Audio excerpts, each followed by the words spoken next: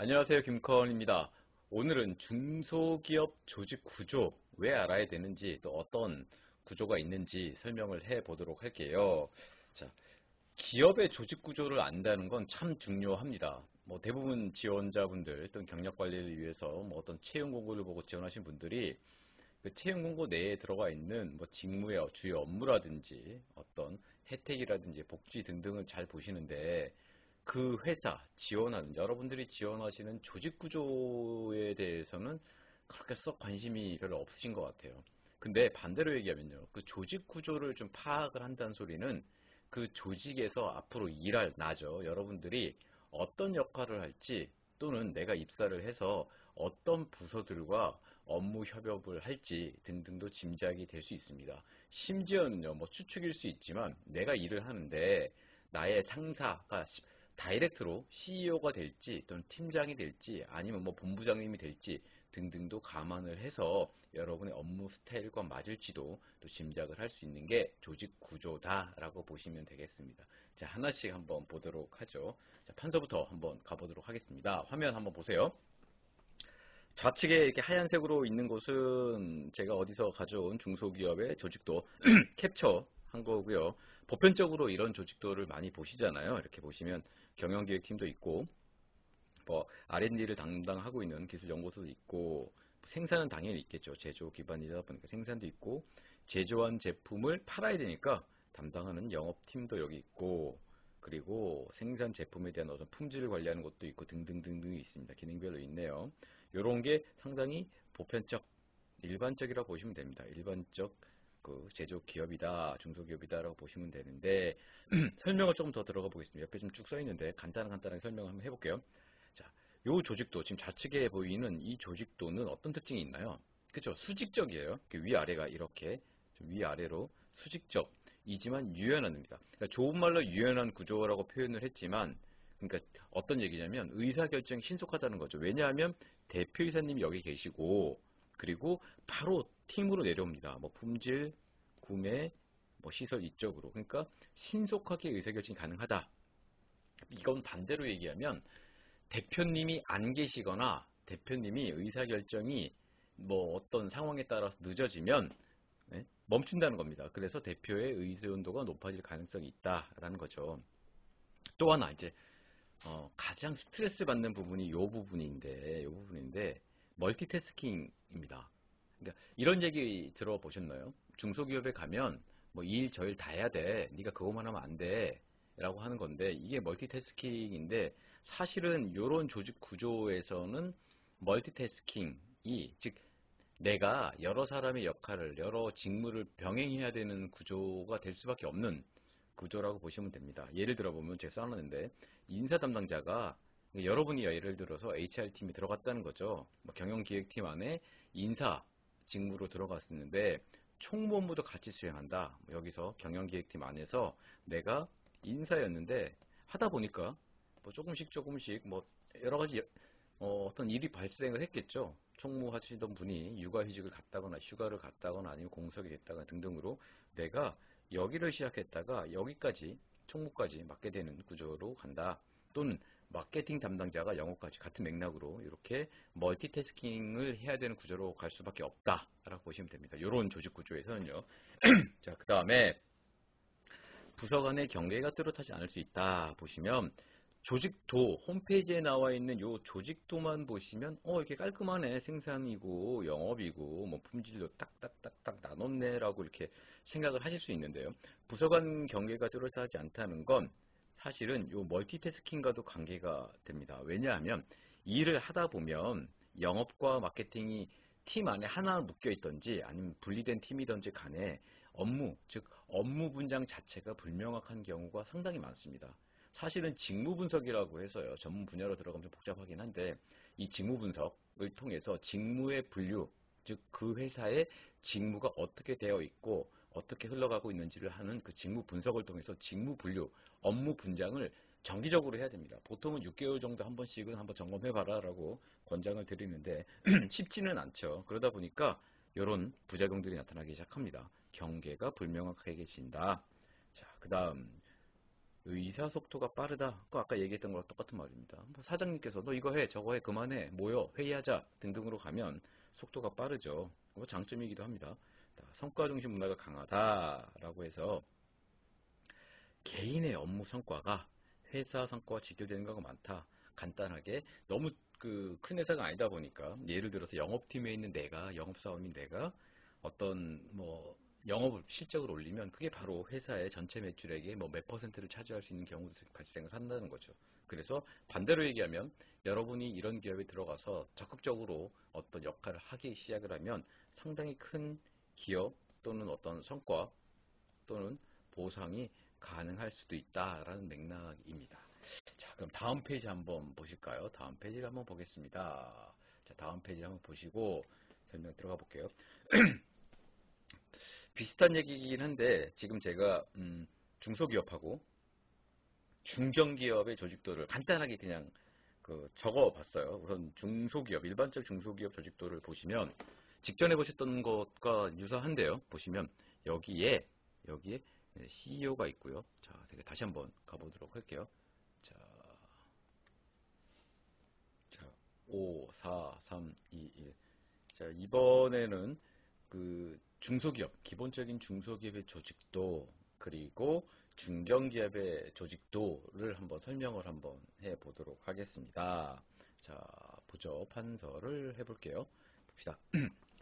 기본적인 중소기업 조직도라고 설명을 이제 해놨는데, 쫙 보시면 여기 대표님 계시고 그 밑으로 이제 경영지원팀, 반드시 경영지원팀이라고 부르지는 않습니다. 경영지원팀, 뭐 경영기획팀, 또 경영관리팀 등등등 이렇게 부르는 곳이죠. 이렇게 부르는 곳 안에는 어떤 기능들이 주로 들어가냐? 거의 필수 기능들이 들어갑니다. 예를 들어서 총무, 뭐 인사, 회계, 재무 등등이 꼭 들어가게 되고요. 여기에 뭐 또 하나 들어가는 건 뭐 전산, 네? 이런 것도 들어가고요. 시설 관리, 뭐 이런 것들도 여기 들어갈 수도 있습니다. 크지 않으니까 이렇게 들어가는 거고요. 필수적으로 들어가는 세부 직무들이 요거 총무, 인사, 돈 관계되는 거 이런 건 들어갑니다. 이렇게 묶어서 경영을 지원한다라고 해서 경영지원팀, 또 경영관리팀, 뭐 경영기획팀 뭐 이런 식으로 들어가기도 하고요. 또는 어떤 전략기획인 거죠. 이런 기능들도 좀 강화된 중소기업이다라고 하면 여기 들어가면서 지원 개념보다는 이제 경영기획 이렇게 분리되기도 합니다. 팀이 정해진다는 건 팀의 어떤 그 회사의 규모라든지 필요성에 따라서 그 팀을 세분화시키냐 아니면 이렇게 뭉쳐서 하나로 가냐 그 차이가 있다고 보시면 되겠습니다. 그래서 여러분들이 저 총무 지원해요, 저 인사 지원해요, 저 일반 행정 지원해요 라고 하면 대부분 경영 지원 쪽이다 라고 보시면 될 것 같아요. 이렇게 일반적 중소기업이다. 또 하나는 이제 아예 기능이 다르죠. 영업, 여러분 알고 있는 그 영업입니다. 뭐 그게 B2B가 될지 B2C가 될지 등등에 따라 차이가 있지만 또 두 개 다 하는 회사일 수도 있고요. 영업팀 이렇게 팀으로 또 나눴고요. 또 다른 팀은 제품이 있어야 되겠죠. 생산팀, 그래서 생산팀 안에는 제조와 품질 관리가 있어야 된다라는 거고, 여기 마케팅. 자, 요 회사는 조금 특징이 요거 보이시나요?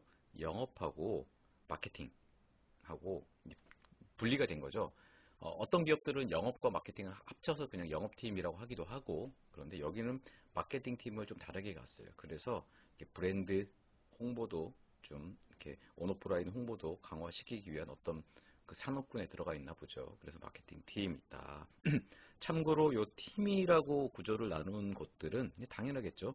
팀으로 나눴으면 거기에는 그죠? 팀장이 있다. 여러분들이 팀장님 부르시는 그분들이 각 팀에 있다라고 보시면 됩니다. 그 다음에 고객 지원에서 CS, 고객 만족, 그 다음에 AS, 서비스죠. 애프터 서비스, 이런 것 기능들이 들어가 있다. 이렇게 일반적인 중소기업 조직도다라고 보시면 되겠습니다. 자, 그 다음에 옆에 보시면 중견기업이에요. 규모가 크다라고 이해하시면 틀리진 않습니다. 아주 대기업처럼 완벽한 너무 큰 조직 구조는 아니지만 중소기업 범주에서 벗어났고 안정적인 매출을 올리고 있고 규모도 체계도 잡혀가는 큰 조직이다라고 보시면 되겠습니다. 자, 보시면 좀 달라요. 여기 집중해서 보실 건 CEO가 있고요. 이제 본부입니다. 여기 별표 두 개. 본부, 본부, 본부, 본부. 그죠? 팀에서 이렇게 팀 팀이 이렇게 있으면 팀 위에 이렇게 합쳐서 예, 본부가 있는 거죠. 인력도 늘어나고 업무도 늘어나고 고객 수도 늘어나고 등등등 할 일들이 많아지다 보니까 이제는 팀을 조율할 수 있는 기능이 필요한 거죠. 그러다 보니까 이렇게 본부라고 이제 붙여놓고 합니다. 이 본부에는 당연히 누가 있죠. 아까 팀장님이 계셨으니까 지금은 예, 본부장이 있습니다. 그래서 보통 이런 직함 들어보셨죠? 뭐 김본부장님, 박본부장님 이런 본부장이라는 개념이 있습니다. 이들은 보통 임원 정도의 어떤 레벨이라고 보시면 됩니다. 자, 그래서 경영지원본부 밑엔 그죠? 인사총무, 회계 뭐 등등이 있다. 사업본부에는 국내 영업, 해외 영업. 여기는 영업팀이 국내와 해외로 나눴네요. 즉 해외도 영업 관련된 일들이 이제 펼쳐져 있다라고 짐작을 해보시면 될 것 같습니다. 참고로 여러분들이 해외 영업 직무로 들어가시면 국내 영업 담당 일은 아니지만 실제적으로 또 일을 하다 보면 국내 영업도 조금 하게 되고 해외 영업도 조금 하게 되고 이 내부에서 인력이 이동하는 경우도 회사마다 뭐 차이는 있습니다만 있을 수 있다 이렇게 보셔도 될 것 같아요. 당연히 이 사업본부를 맡게 되는 본부장님은 본부장님은 국내와 해외 영업에 통달하신 분이셔야겠죠. 그래야지만 뭐 이 국내 영업팀의 팀장과 또 해외 영업팀 팀장과 미팅을 수시로 하셔야 되는데 그 업무를 이해하고 지시를 하고 할 수가 있으니까요. 자, 그다음에 생산본부에서 품질과 R&D도 들어가 있다. 마케팅에서 세분화됐네요. 브랜드, 광고, 홍보로 갔다. 이렇게 갔습니다. 자, 중견기업과 중소기업 조직도 방금 보셨는데 좀 차이가 있다는 거 보이시죠? 가장 극명한 차이는 본부제로 갔다. 즉 본부제란 규모가 크고 인력도 크고 할 일이 많다 보니까 팀을 이렇게 컨트롤할 수 있는 어떤 체계가 필요한데 그게 본부, 그래서 본부장이라는 사람이 있다. 이렇게 보시면 될 것 같아요. 자, 그 다음에 다음 페이지를 한번 가볼까요? 다음 페이지를 가보도록 하겠습니다. 그 다음은 스타트업. 요즘에 스타트업 많죠. 스타트업. 빨간 거보다는 노란색으로. 자, 이렇게 노란색으로.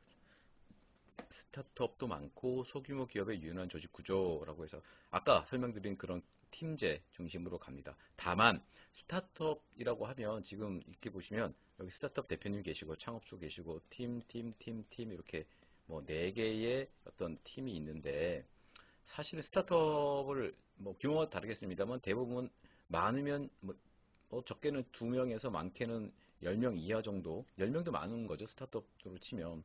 이 정도에서 이렇게 이 정도 팀 구조는 조금 그렇게 적당하지는 않은 것 같아요. 사실은 스타트업에서는 가장 정확한 게 신속 빠르게 정확하게 또 고객의 반응을 보고 또 고객의 반응을 보고 제품이나 서비스를 계속 이렇게 맞춰가야겠죠. 스피드가 생명이다 보니까 이렇게 팀으로 체계를 잡아놓는 건 또 필요성을 느껴서 그렇게 하셨겠지만 단점은 의사 결정이 이렇게 너무 우리 인력 대비 또는 우리의 어떤 성장 단계 대비 너무 잘라놓는 것도 그 의사소통에서는 부정적일 수도 있다라고 보시면 될 것 같아요.